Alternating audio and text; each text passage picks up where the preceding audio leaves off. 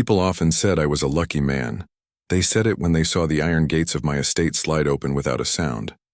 They said it when they watched my black cars glide through the city like shadows.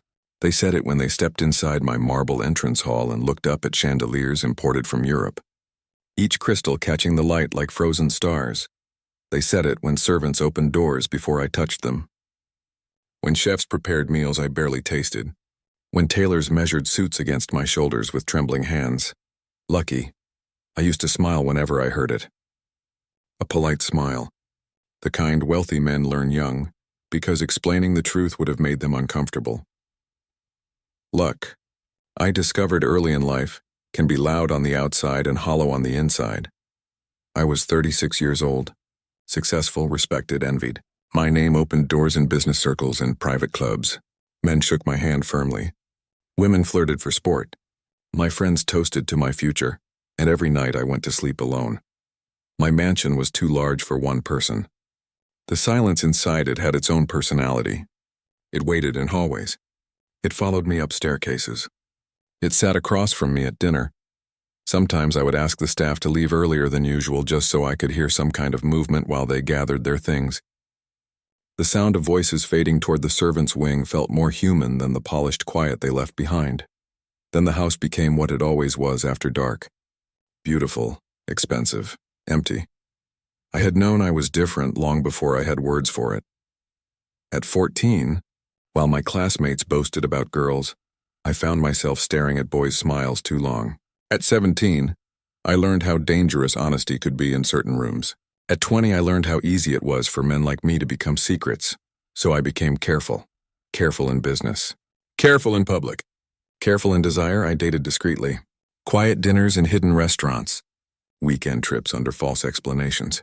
Men who understood discretion because they required it too. Some were handsome. Some were charming. Some knew exactly what to say while candlelight softened their lies. But eventually every story became the same. One wanted access to my money. Another wanted gifts, travel, indulgence. One liked the thrill of being with a rich older man more than he liked me. Another treated me like an escape hatch from his own life. And some wanted only my loneliness. Lonely people are easy to use. We confuse attention with affection. I learned that lesson repeatedly. There was Adrian, who cried in my arms and called me his safe place, then vanished after I helped clear his debts. There was Marco, who loved parties more than mornings. He kissed me beautifully in crowded rooms but never stayed long enough to know how I took my tea. There was Daniel, who said he wanted forever, but what he meant was until someone younger arrived. After enough disappointments, I stopped pretending I wanted romance. I told people I enjoyed freedom. I told friends commitment was overrated. I told myself solitude was sophistication. But late at night, truth is harder to lie to. The truth was painfully simple. I did not crave endless lovers. I craved one man, one loyal, gentle soul who would stay. Someone who knew where the medicine was when I was sick. Someone who noticed when I was tired before I said it aloud. Someone who would scold me for skipping meals, laugh at my worst jokes, sit beside me in silence without making it feel empty. I wanted a home, not a performance. I wanted partnership, not transactions. I wanted love in its least glamorous form, consistency. Sometimes I imagined him in ridiculous detail. He would walk barefoot through the kitchen in the morning. He would complain about the gardener trimming the roses too harshly. He would place files on my desk and remind me to sign them. He would ask how my meeting went and actually wait for the answer. At night he would rest beside me, warm and real, while the mansion finally felt occupied. It embarrassed me. How ordinary my fantasies were. The world assumed men like me wanted excess. But I had everything people prayed for. Except the one thing I cried for in silence. One Thursday evening, as the sun bled gold across the windows of my study, my phone rang. It was Victor. Victor had inherited 3 factories, 2 vineyards, and the personality of a spoiled prince. He was one of those men who treated boredom as a medical emergency. "Arthur," he said, already amused by himself. "You've been hiding. I've been working. Tragic. You need rescuing. I'm not in danger. You are," he replied. From becoming dull, I leaned back in my leather chair and looked out over the fountain in the courtyard. What do you want, Victor? There's a gathering tonight. There's always a gathering tonight. This one is different. I sighed. Different how? A pause. Then his voice dropped with theatrical mystery. By the river. I laughed despite myself. That tells me nothing. It tells you enough to wear something worth seeing. I could hear music in the background, glasses clinking, women laughing. A few close friends. Private entertainment. Very exclusive. Exclusive usually meant expensive nonsense wrapped in secrecy. I'm not in the mood. That is precisely why you should come. He lowered his voice again. Trust me, Arthur. You've never seen anything like this. I should have refused. I knew Victor's idea of fun often involved cruelty disguised as sophistication. But the house around me was already growing dim, already preparing its nightly silence. The dining room would soon be set for one. The bed upstairs would remain too large, and loneliness can make even foolish invitations sound tempting. What time? I asked. Victor laughed triumphantly. 10 o'clock. My driver will collect you. The line went dead. I stared at my reflection in the darkening window. Perfect suit. Controlled expression. A wealthy man with every advantage. A man going somewhere special by the river. I thought it would be another elite party. I had no idea that night would change everything. Victor's driver arrived exactly at 10. By then, the city had already slipped into its glittering night face. Restaurants alive with laughter, penthouses glowing above the streets, music spilling from private lounges where expensive people performed happiness for one another. I sat in the back of the car and watched it all through tinted glass. Go. Drove farther than I expected. Past the financial district. Past the theater quarter. Past the polished avenues where wealth liked to be seen. Then into older parts of the city where cobblestones replaced pavement and history clung to the buildings like smoke. The streets narrowed. Street lamps became scarce. The river air crept in cold and damp through the seams of the car. Finally, we turned down an unmarked lane lined with warehouses and iron fencing. At the end stood two men in black coats. They opened the gate without speaking. I stepped out and adjusted my cuffs, immediately struck by the silence. Not true silence, there was music somewhere. Faint and elegant, but the kind of hush created when people with power expect privacy. Victor appeared from the shadows, grinning as if he had personally invented mystery. There he is, he said, arms spread wide. Our reluctant prince. You enjoy theatrics too much, I replied, and you enjoy disapproval too much. Come. He led me down a stone path toward the riverbank. Then I saw it. Lanterns hung from poles and tree branches, their amber light dancing across dark water. Luxury boats floated near the dock, sleek white vessels with polished brass railings and velvet interiors visible through open doors. Champagne was being poured on one deck. Laughter drifted from another. Guests moved in small circles dressed in silk, cashmere, diamonds, masks. Masks. Some covered only the eyes. Others half the face. Feathers, lacquer, gold trim. The anonymity was deliberate and expensive, I frowned. What exactly is this? Victor handed me a glass of whiskey. A tradition, he said. That explains nothing. It's better if you watch. I hated sentences like that. Still, I followed him onto a broad wooden platform overlooking the water. Several of our usual acquaintances were already there. Bankers, heirs, politicians' sons, men whose names decorated charities and whose morals could fit inside a coin purse. They greeted me warmly. Arthur, good to see you. You never come anymore. I nodded politely, scanning the scene. Servants moved carefully through the crowd. Music played from somewhere unseen. Strings and piano. Elegant enough to disguise discomfort. Then a bell rang. Conversation softened. A section of curtain at the far end of the dock drew back, and young men were led onto a raised platform. At first, my mind rejected what I was seeing. They stood in a line beneath lantern light, dressed in fitted shirts and dark trousers, some no older than 20, some perhaps younger than I first guessed, but clearly adults. Groomed, styled, examined, displayed. My stomach tightened. No, I said quietly. Victor took a sip. Don't be dramatic. What is this? He smiled lazily. A private market. For what? He looked at me as though I were being difficult on purpose. For companionship. The word landed like dirt. Below us, one of the men was turned by a handler so buyers could inspect him from all angles. Another was asked to smile. Another to remove his jacket. A few guests laughed. I felt heat rise in my chest. This is trafficking. Victor rolled his eyes. Please, they're compensated. They're human beings. And adults making arrangements, said another man beside me. Some for a month. Some longer. Everyone benefits. I stared at him. How many horrors survive because they are described politely? The line of young men shifted beneath the lights. One kept glancing toward the exit as if calculating escape. Another wore a grin too wide to be real. One looked completely numb, eyes fixed on nothing at all. And then there were those pretending. Confidence because pride was the last possession. No one had yet taken. My throat went dry. Should have walked away immediately.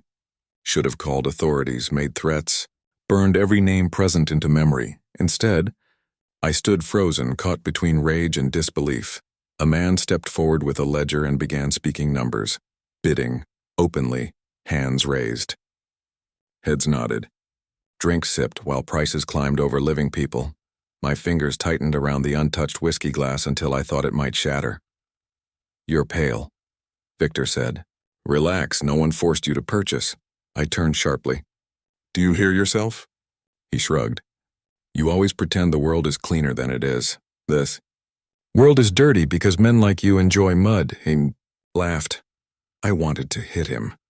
Another round began. A blonde young man with rehearsed charm was sold to applause. A broad-shouldered one to a woman in emerald silk who smiled like she had acquired furniture. I took one step backward, then another.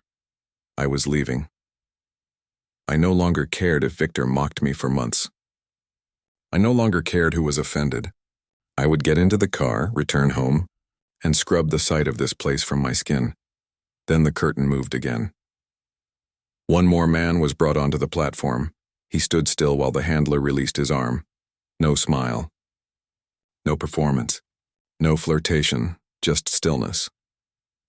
He was younger than me by many years, perhaps 22, perhaps younger in softness but older in the eyes.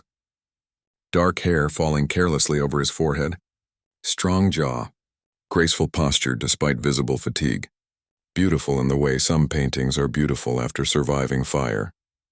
There was a faint bruise near his collarbone. His shirt sleeve hid most of one wrist, but not enough to conceal healing marks beneath it. The crowd murmured with interest. He did not react. His gaze remained forward, detached, almost defiant, as though his body had been brought there, but something essential inside him had refused to arrive. New one, someone near me said. Looks expensive, the handler announced his arm.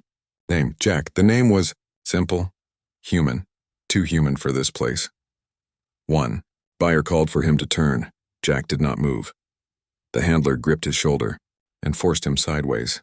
Anger flashed through me so suddenly it felt physical, yet Jack said nothing.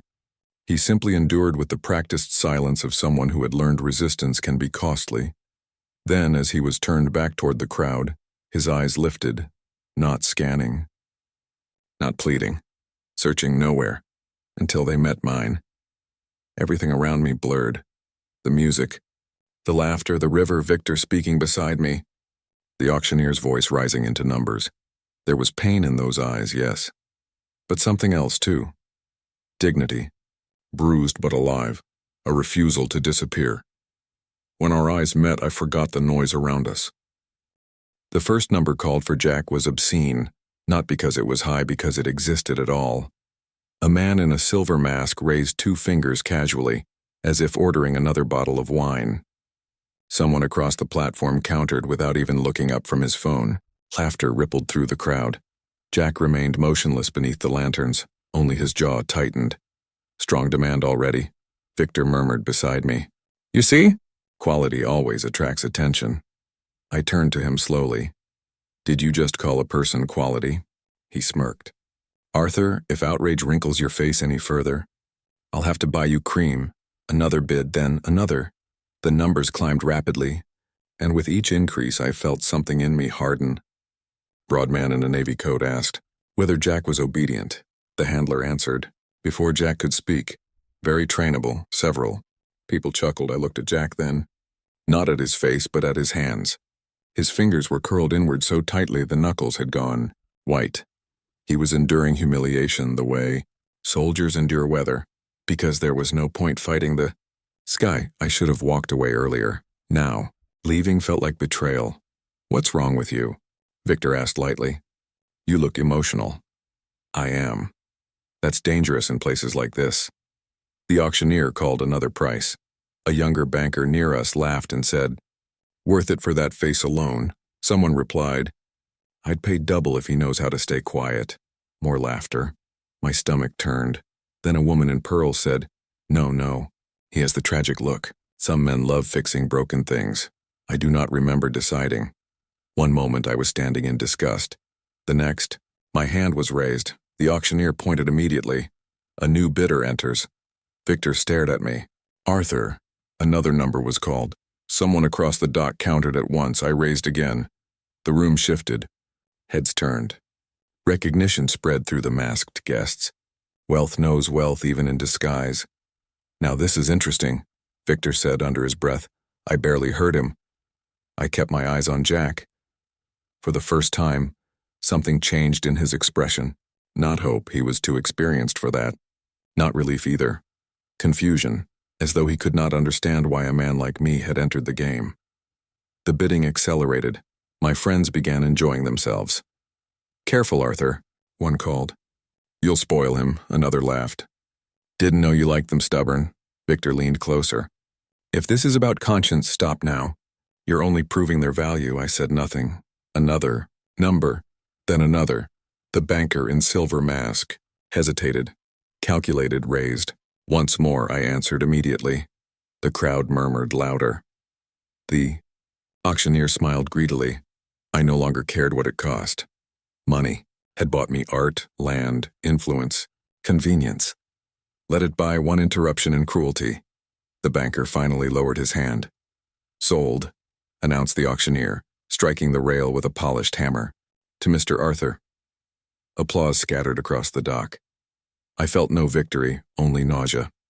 Victor grinned broadly and clapped my shoulder. At last. Our lonely saint discovers appetite. I did not buy him for that. No one ever says they did. I stepped away before anger chose my next action. A clerk approached with papers and discreet efficiency. Signature here. Transfer there. Terms confidentiality, escort arrangements. The language was immaculate. Evil often dresses well. I signed everything with a hand I despised. When it was done, Jack was brought to me. Up close, he seemed even younger. Not childish, life had already stolen that, but young, in the way unbroken years should have belonged to him. He did not. Meet my eyes now. Follow Mr. Arthur, said the handler. Jack obeyed instantly. That obedience hurt more than resistance would have. We walked toward the waiting car in silence. Behind us, another bell rang. Another sale beginning. I did not look back. The drive to my estate took nearly 40 minutes. Jack sat opposite me in the rear compartment. Posture straight, hands folded in his lap like someone trying to occupy as little space as possible. Street lights moved across his face in intervals. Bruise, shadow, bruise, shadow. I tried twice to speak and failed both times. What could I say? Hello, I am the richest man who outbid monsters. Please trust me. Finally I asked, Are you hungry? His answer came instantly. Whatever you prefer, sir. The rehearsed politeness was colder than rudeness. I asked what you prefer. A pause. I am fine. He was not fine. He looked exhausted. When we arrived, the gates opened and the car rolled through the long drive lined with cypress trees. Jack glanced out the window, expression unreadable. Inside, the staff had retired except for Thomas, my oldest butler, who appeared in the foyer with professional calm. Good evening, sir.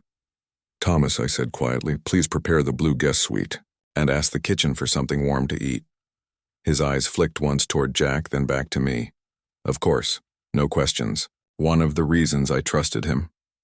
Jack stood just inside the entrance hall, looking up at the staircase, chandeliers, carved ceilings. Many people admired this house.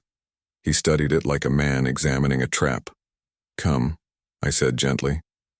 He followed me to the dining room. A meal was brought within minutes. Roasted chicken, bread, vegetables, soup. I dismissed the staff and poured water myself. Jack remained standing. You may sit. He hesitated, then sat on the edge of the chair. Eat. He looked at the plates, then at me. Will you join me, sir? No. His hand stayed still. I understood then. He was waiting to learn the hidden rule. Which dish he was allowed. Whether speed would offend me. Whether speaking required permission. Jack, I said carefully. You do not need to earn food here. Something flickered in his face. He picked up the spoon. The first bite he took too quickly, burning himself slightly. He flinched and apologized. Apologized. For soup, I said softly, more to myself than to him. When he finished, I led him upstairs to the blue suite overlooking the gardens. Private bath. Fresh linens, balcony, fireplace. This room is yours. He looked around with narrowed eyes. For tonight? He asked. For as long as you need. His suspicion sharpened. What do you want in return? The question was immediate, instinctive. Nothing in his life had come without extraction. I want you to sleep safely, I said. He stared at me as if I had spoken another language. I opened the wardrobe. There are clean clothes here. If they don't fit, we'll replace them tomorrow. Still no movement, I stepped toward the door. No one will lock it, I said. No one will enter unless you ask. His throat moved as he swallowed. Then, very quietly, he said, Thank you. Sir? The words were formal, but the way he said them, he thanked me like a prisoner thanks sunlight. For the first 3 days, Jack spoke only when necessary. Yes, sir. No, sir. Thank you, sir. He moved through my home with the caution of someone who believed comfort could be revoked without warning. He woke early, ate little, and left every room cleaner than he found it, as if usefulness might protect him. I asked him twice to stop calling me sir. He apologized both times and continued doing it. At breakfast, he sat straight backed across from me, eyes lowered unless spoken to. At dinner, he finished quickly, then waited for permission to leave even after I told him he needed none. The strangest part was not his obedience, it was his silence. Traumatized people often become loud in one way or another, anger, panic, tears, restlessness. But Jack had gone beyond noise. He had become quiet in the bones. Sometimes I would catch him standing near a window, staring at the gardens with an expression so distant it frightened me. Once, Thomas found him in the pantry after midnight, frozen in front of shelves full of food. He had not stolen anything.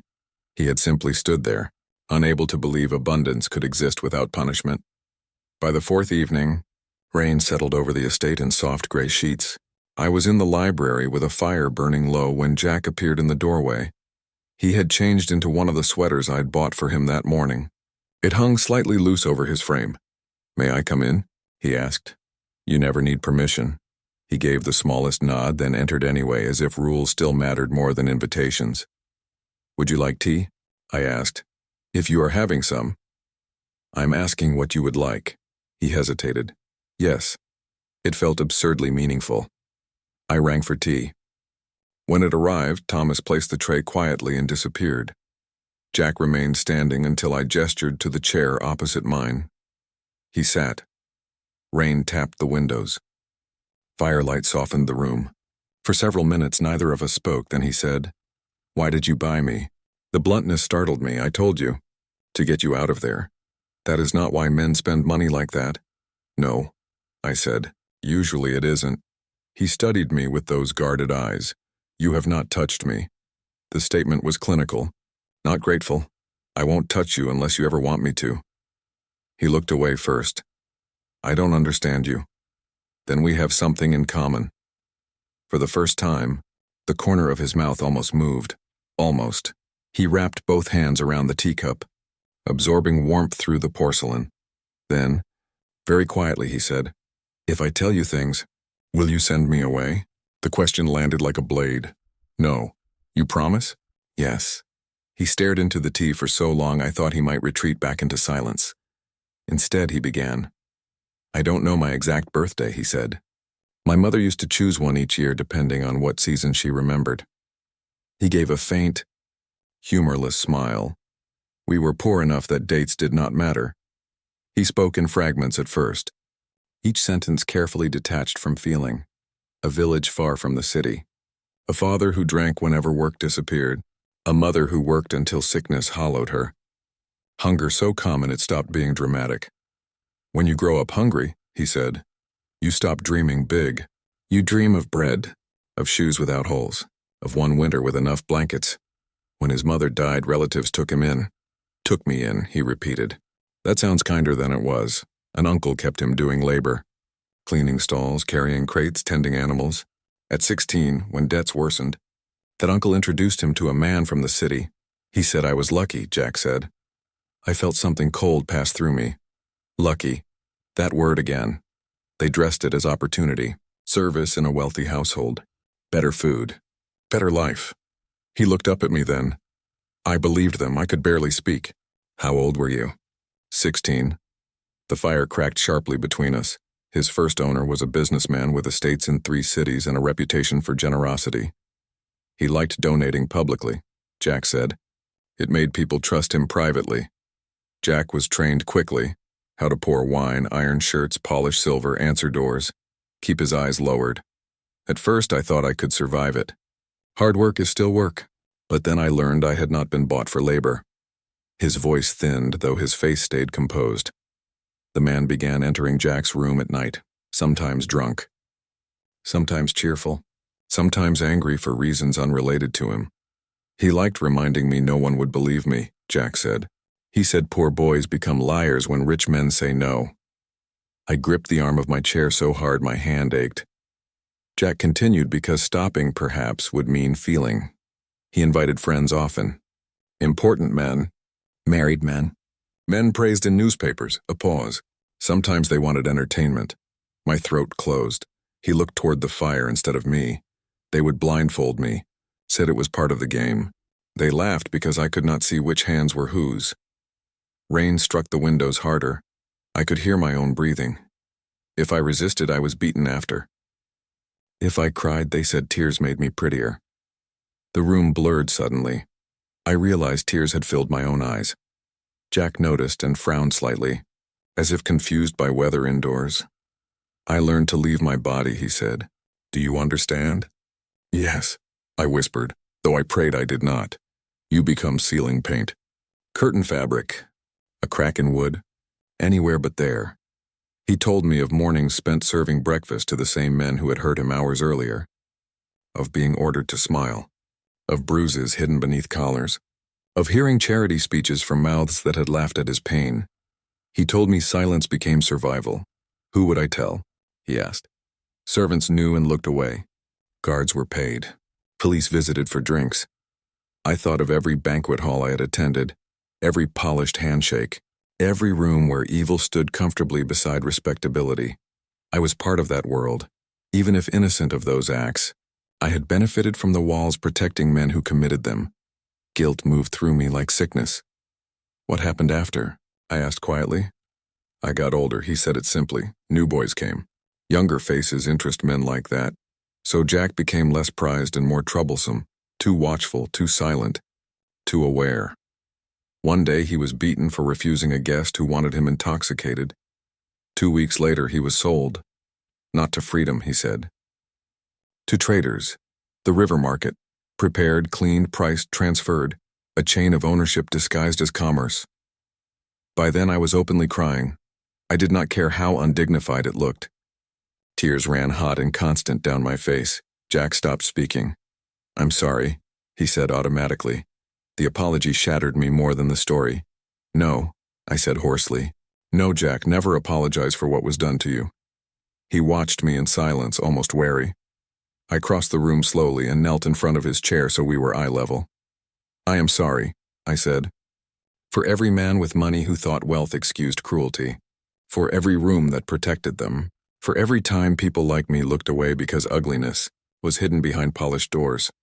His lips parted. Slightly. I cannot undo any of it. My voice broke. But, hear me now. I took a breath. You will never be owned again. The words seemed to enter the room like something alive. Jack stared at me as though waiting for the price hidden behind them.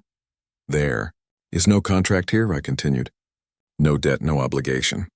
If you wish to leave tomorrow, I will help you leave safely. If you wish to stay, you stay as a free man. If you wish to hate me for buying you, you may. His eyes filled suddenly, not with tears yet, but with pressure. I had not seen vulnerability there before, only endurance. I reached up slowly, giving him time to refuse, and touched nothing more than the back of his hand. He did not pull away. For a long moment, we remained like that, a man kneeling, another trembling, rain surrounding the house like witness. Then Jack spoke so softly I nearly missed it. No one had cried for me before, he whispered.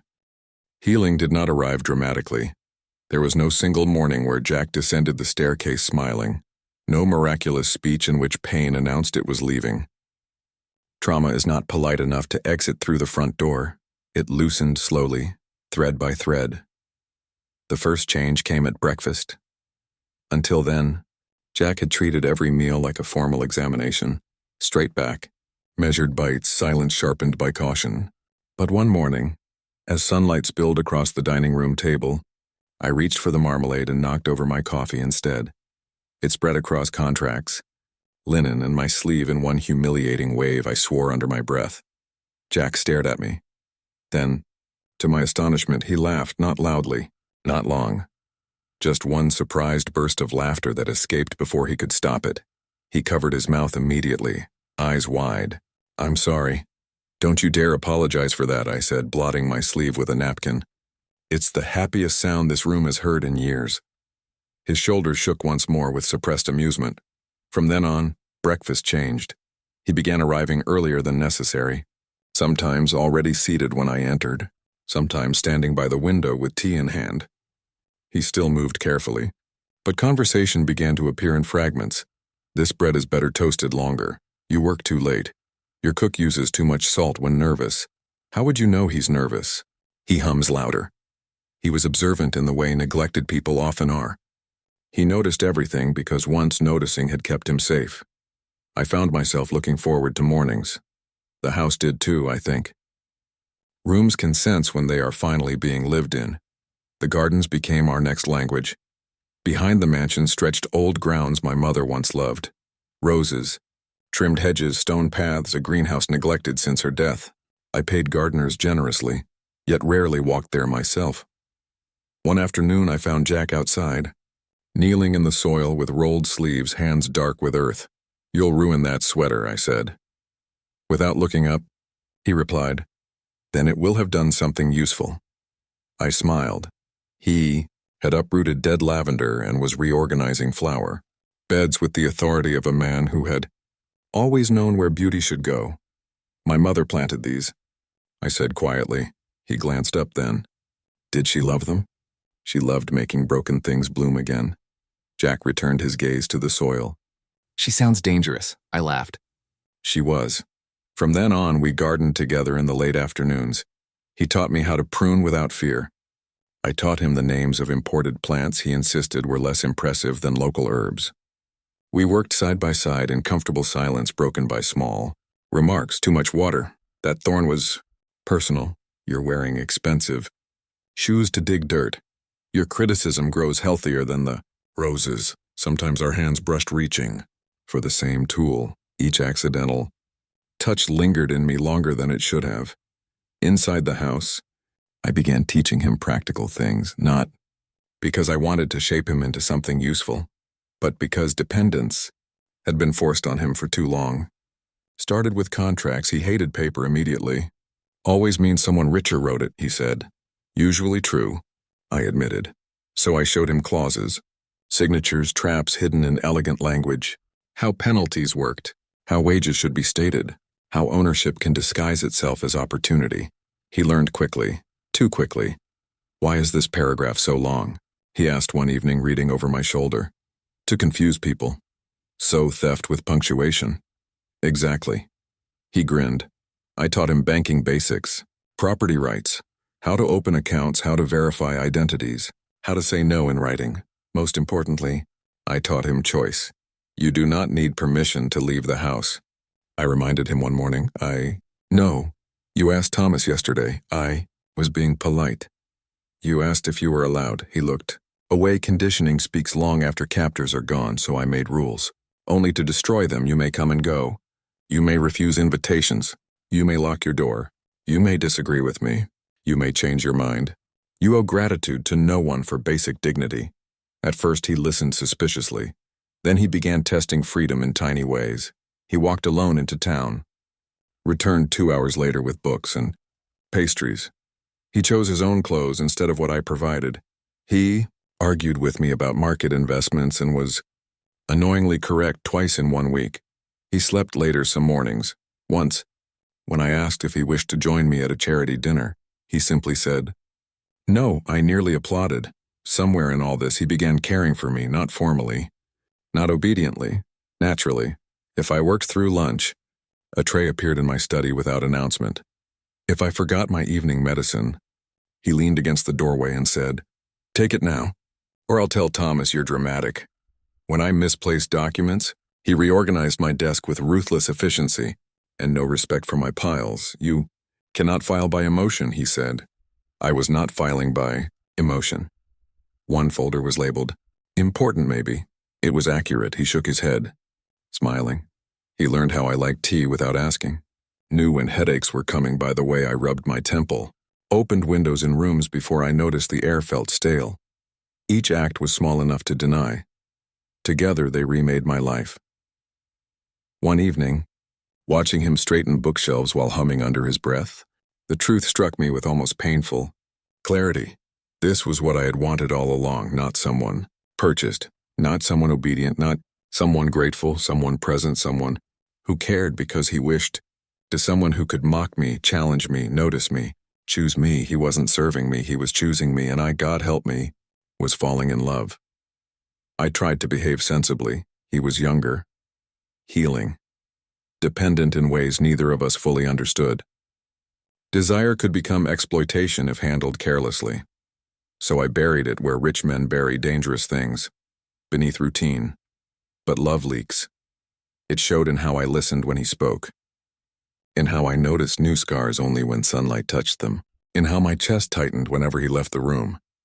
It showed in eye contact that lasted a beat too long, in the quiet between us after jokes, in the way silence stopped feeling empty when shared. One night we were in the library reviewing an absurd proposal from a man, trying to sell me imported fountains. "This sentence says nothing," Jack said. "It says luxury." "It says fraud," I laughed, leaning closer to read where his finger pointed. Our shoulders touched. Neither of us moved away. The room went still. He turned his head slightly. I could feel his breath before I felt the courage to breathe my own. Then Thomas entered carrying fresh logs for the fire. We sprang apart like guilty teenagers. Thomas, saint that he was, said only, "Weather may worsen tonight." After he left, Jack covered his face with one hand and laughed helplessly. Real laughter. Warm, bright, unguarded. I joined him. And in that moment, hearing joy where once there had only been silence, I thought perhaps healing was not the absence of pain. Perhaps it was the return of laughter. The storm arrived just after midnight. Rain lashed against the windows with a violence that made the old house seem suddenly fragile. Wind moved through the trees like something searching for entry. Thunder rolled across the grounds in long, low waves. I had been in my study pretending to read. In truth, I had spent the last hour thinking about Jack's laugh in the library earlier that week, and how dangerous it was for a man my age to feel young because someone smiled at him. Then the lights went out. The house dropped into darkness so complete it felt physical. A second later, emergency lamps in the hallway flickered weakly before dying as well. "Perfect," I muttered. I opened a drawer, found matches, and lit 2 candles.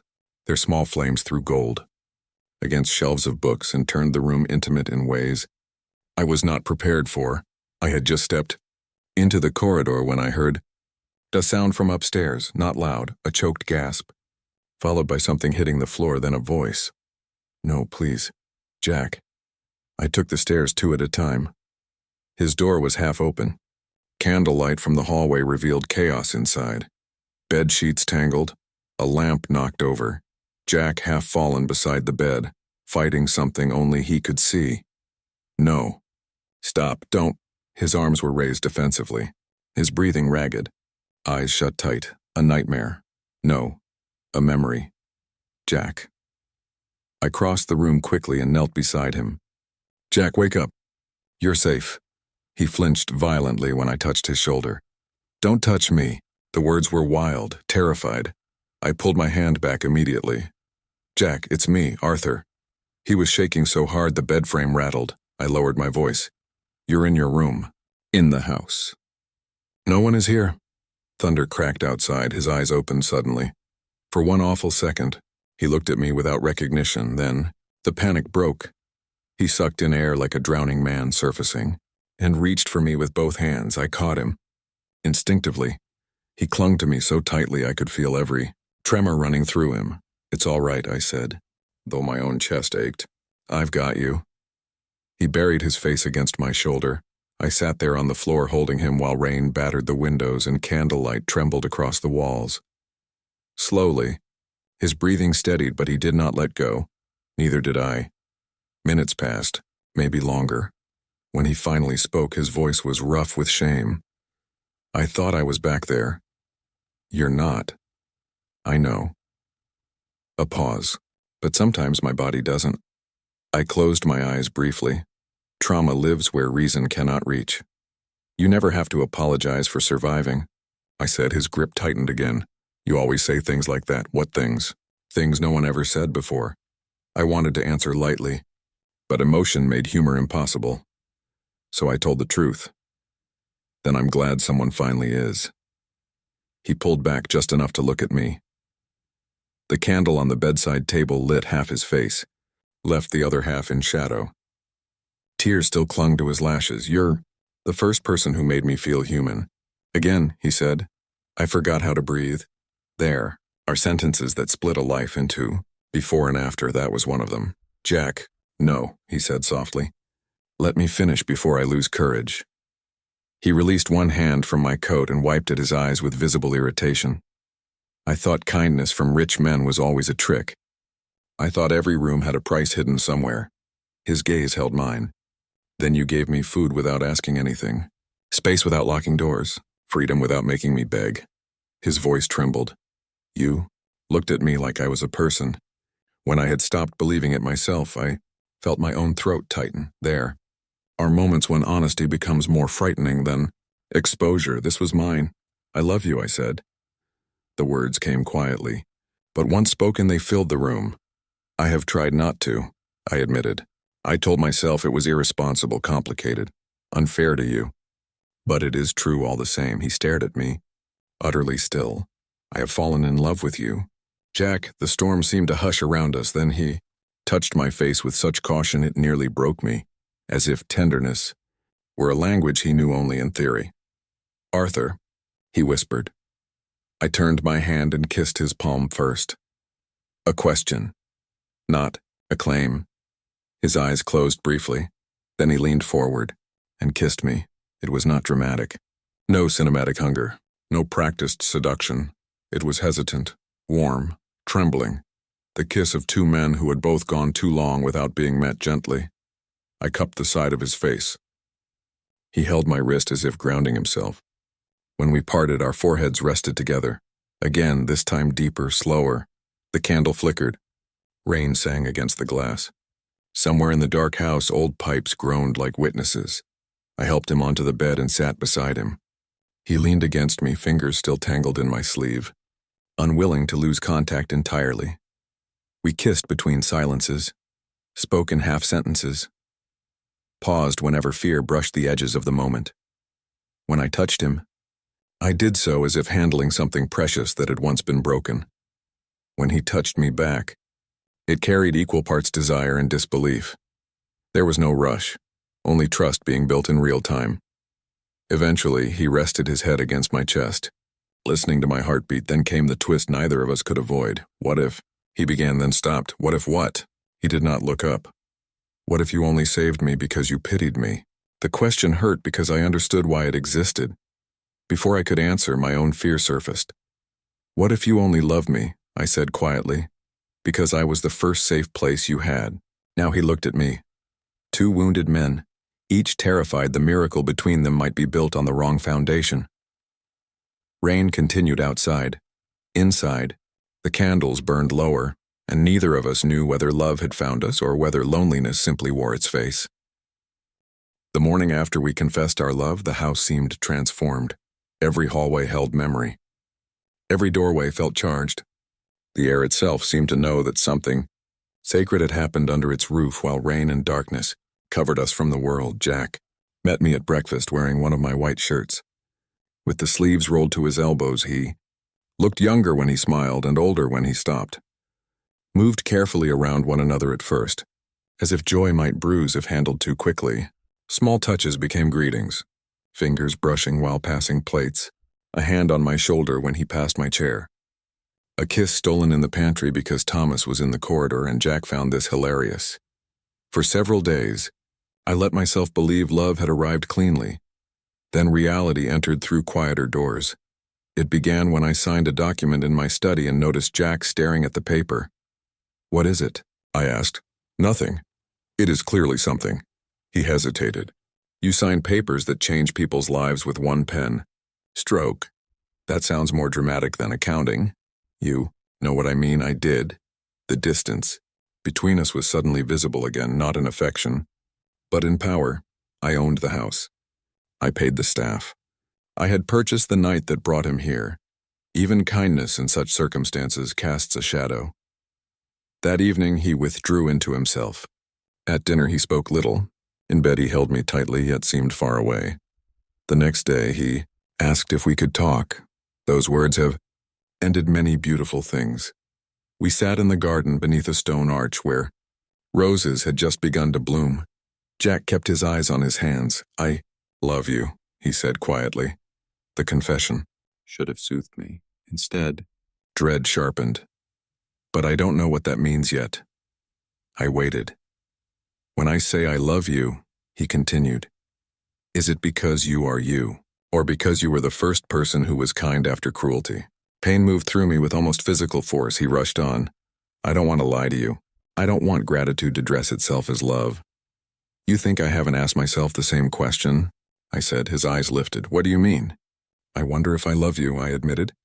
"Or the version of myself I became when I rescued someone." He flinched as if struck.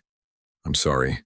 No, don't apologize for honesty." We sat in silence while bees moved lazily through the flowers. Then, he said the sentence I had feared without naming. "I need to leave." "The garden seemed to still around us. Leave?" I repeated, temporarily. My voice came out thin. "Why?" "Because if I stay here in this house in your arms, with every wound soothed before it aches, I will never know what belongs to freedom and what belongs to dependence." I looked away quickly. Across the lawn, Thomas was speaking to gardeners, mercifully too far to witness my face. "You wish to be rid of me? Then, no." Jack's voice broke. "That is the opposite of what I'm saying." "Then what are you saying?" "I am saying I want to come back by choice." The words undid me more than rejection would have. I stood because sitting felt impossible. "How long?" "I don't know." I hated the answer for being honest. He reached for my hand. I let him take it. "If I stay now," he whispered, "I may always wonder whether I loved safety more than you. And if you go, then I will learn the difference." I wanted to argue, to insist love need not pass examinations, to remind him that I too was afraid. Instead, I heard my own better self speak through grief. "Then you should go." He closed his eyes. That evening, I instructed my lawyers to prepare full release papers. Identity documents, bank access, and enough funds for independence. When the envelope was placed on my desk, I stared at it for a long time before carrying it upstairs. Jack was packing slowly. As if delaying time, I handed it to him. "What is this?" "Everything in your name. Freedom no one can contest." His fingers trembled opening it. "You already gave me freedom." "No," I said. "I gave you shelter." "This is different." He looked at me with tears gathering. "Arthur, if you love me, go honestly. If you don't, go safely." The next morning he left. No dramatic scene. No servants lined in witness. No carriage disappearing into fog. Just Jack at the front steps with one bag and too much unsaid between us. He kissed me once. Long, desperate, memorizing. Then, he walked through the gates alone. I stood there until the road emptied. Loneliness returned faster than memory. The mansion resumed its old habits. Immediately, the dining table stretched too long. The hallways echoed. No laughter appeared at breakfast. No one criticized my filing systems. No tea arrived in my study at precisely the moment I needed it. I learned how many parts of life Jack had quietly occupied. I also learned how much I had mistaken possession for permanence. When motivated by compassion, money had shaped our beginning. I had entered a marketplace and believed I could interrupt injustice with a signature. Perhaps I had. But love is not rescue. Love cannot be bought, even nobly. It cannot be secured by comfort, loyalty, gratitude, or debt. It must walk toward you on its own feet. I worked longer hours to avoid evenings. Victor invited me out twice. I ignored him. I walked the gardens alone and found myself speaking aloud to absent company. This bed needs moving. The basil is overwatered. You'd hate this tie. Weeks passed, then months. Heard small reports through discreet channels. Jack rented a modest flat in another district. Took classes in bookkeeping. Found temporary work with a shipping office. Refused every offer connected to my name. Good painful, but good. He was becoming a man who belonged to himself. And yet every night I still turned slightly in bed, expecting warmth beside me. Meanwhile, Jack later told me what those months had been for him. The city was larger when entered freely. Streets brighter, choices heavier. He bought his own groceries and stood stunned in markets because no one ordered what he could take. He signed his own lease and cried privately over the ink. He dated no one. He tried once he accepted coffee with a handsome teacher, another time dinner with a clerk who admired his smile. Both evenings ended the same way. He would laugh politely, listen kindly, then walk home with one truth growing louder. No place felt like home except with me. I returned to the river on a cold evening in late autumn. The decision had been building for months. At first I told myself I was too busy. Then I told myself it was dangerous. Then I told myself what happened there had nothing to do with me anymore. All lies. The truth was simpler. I had not gone back because I could still smell Jack's fear in my memory, but grief has a way of clearing cowardice. So I gathered names, records, payments, shell companies, private ledgers. I hired investigators more discreet than moral. I paid lawyers who could turn whispers into prosecutions. I purchased debts from men who believed themselves untouchable.